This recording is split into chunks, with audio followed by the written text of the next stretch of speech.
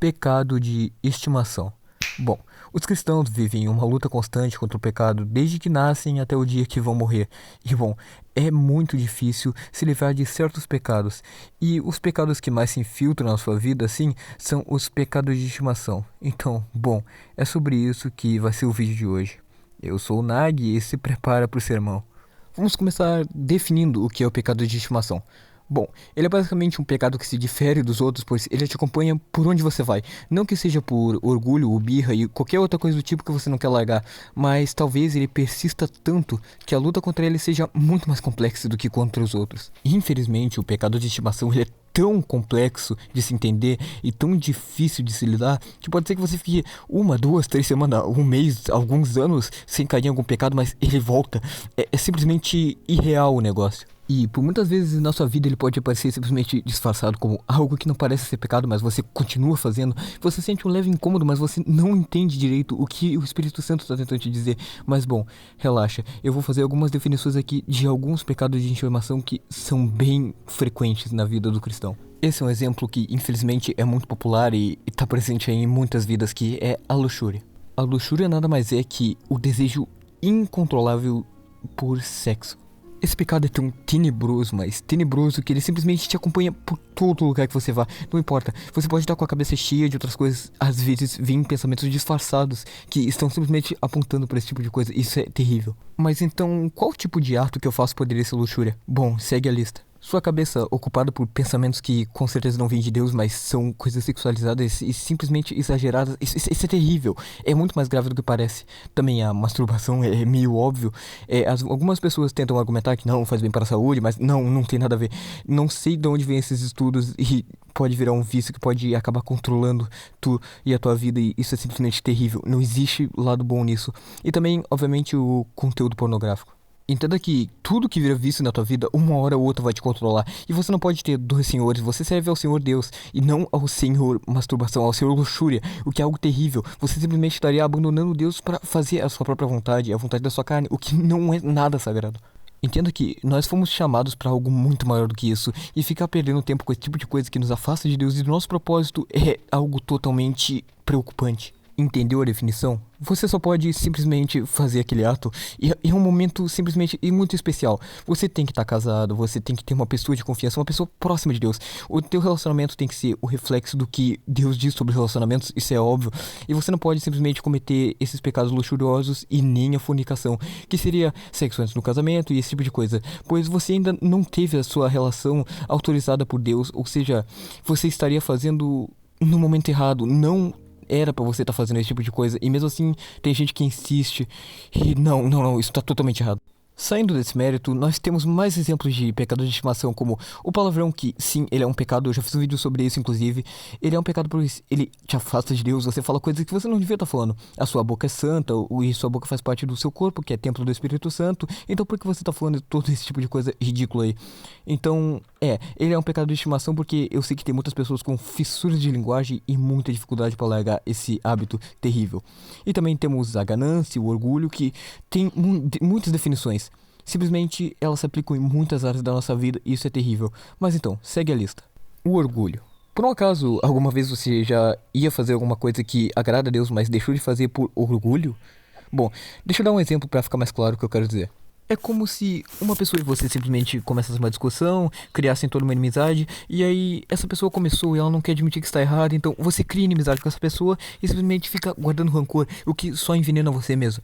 E se essa pessoa vem a você e pede perdão, o que você faz? Você perdoa ou você simplesmente se mantém orgulhoso diante desse pedido de perdão? Você não perdoa, você não quer saber porque aquela pessoa te magoou, você está muito irritado. Isso é normal, mas você sequer pensa nas coisas que Deus ensinou sobre perdão. Veja, Jesus nos ensinou a simplesmente perdoar, independente de quantas vezes a pessoa pecou contra você. 70 vezes 7, o completo vezes o completo, entendeu? Sabe, todos nós cristãos, o que nós escutamos que vem da boca de Deus, o que veio de Jesus, o que vem das escrituras sagradas, simplesmente nós colocamos em prática, pois nós precisamos, aquilo é como um tutorial da vida. Você que gosta de jogos, aquilo é simplesmente tutorial. Você tem todo um guia de como chegar no céu e ainda tem gente que consegue se desviar do caminho, o que é totalmente compreensível. O caminho é difícil, mas precisamos nos manter firmes no Senhor. Então veja, quando deixamos de lado os ensinamentos de Jesus sobre perdão para dar lugar ao rancor no nosso coração, nós simplesmente estamos deixando o orgulho falar mais alto, estamos deixando ele tomar conta de nós e expulsar o Espírito Santo, entende? Isso é uma coisa que não desejo pra ninguém, é algo terrível, obviamente. Então, nós temos que amolecer o nosso coração antes que seja tarde, entendeu? Vamos seguir com a gula. É meio complicado definir o que é gula, pois ela é bem esquecida por a maioria dos cristãos. Mas bem, ela é o desejo incontrolável de você ficar se alimentando de muitos alimentos, talvez pelo sabor você viciar em alguma coisa, e como eu já disse antes, o vício sempre vai tomar lugar na sua vida e vai acabar te controlando, mas também quando você usa da comida para como se fosse o seu senhor. Para te deixar feliz nas horas que está triste, você usa ela como um consolo. E ela realmente parece te ajudar, não é? Mas na verdade, não. Nós, como filhos de Deus, nosso principal alimento é a palavra dele. Ou seja, o que alimenta a alma, não o que alimenta a carne. Pelo contrário, nós temos que lutar contra a carne a vida inteira, o que não é nada fácil. Mas você se afundar em um vício por comida é simplesmente terrível. Isso pode te levar a óbito, pode te dar vários problemas da saúde. E bom, é óbvio que Deus quer que você cuide da sua saúde. Do que adianta eu vir aqui pregar tudo isso e não colocar em prática? Eu tenho algumas dificuldades quanto a isso, como qualquer outro. Mas assim, não dá pra normalizar esse tipo de coisa, pois é terrível, pode te levar à morte, entende? Mas não entenda errado. Não saia dizendo, um moleque no TikTok me falou pra parar de comer, que senão eu vou pro inferno. Não, não tem nada a ver com isso. É diferente se alimentar do que simplesmente comer que nem um bicho. O que, logicamente, por te fazer mal, já dá pra você saber que não é bom fazer isso. Então, sejamos moderados e agradeça a Deus pelo seu alimento diário.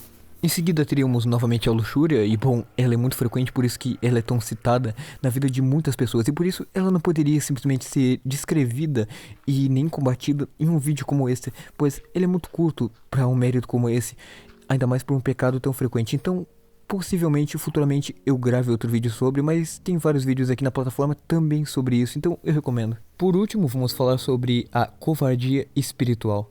Isso mesmo.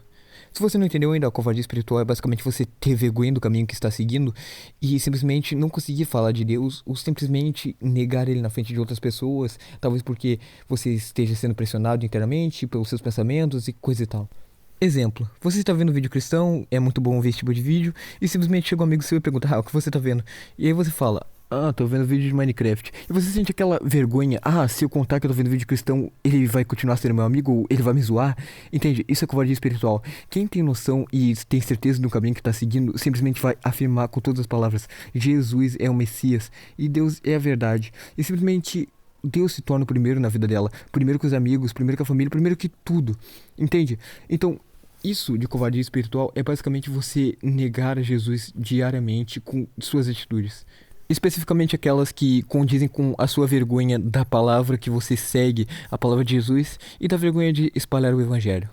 A covardia espiritual também é um assunto muito profundo que merece um vídeo próprio a ser abordado, porque nos dias de hoje é muito frequente e ninguém fala nada, ninguém percebe, entende? Nós também poderíamos falar acerca da mentira e da fofoca, mas como o vídeo já está ficando longo demais, eu acho que já deu para entender o que é um pecado de estimação.